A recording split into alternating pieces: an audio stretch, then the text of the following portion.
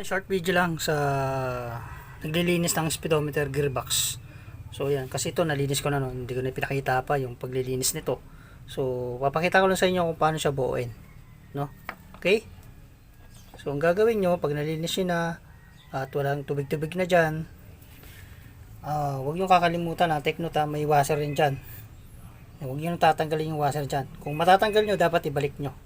Okay, may washer yan sa loob, no? Tapos tsaka nyo lalagyan ng grasa. So mas maganda kung high temp na grasa yung ilalagay nyo, katulad nito, kasi mga ganitong grasa tumatagal to kahit hindi siya basta-basta, tumatagal siya sa init, tsaka yung epekto niya mas maganda.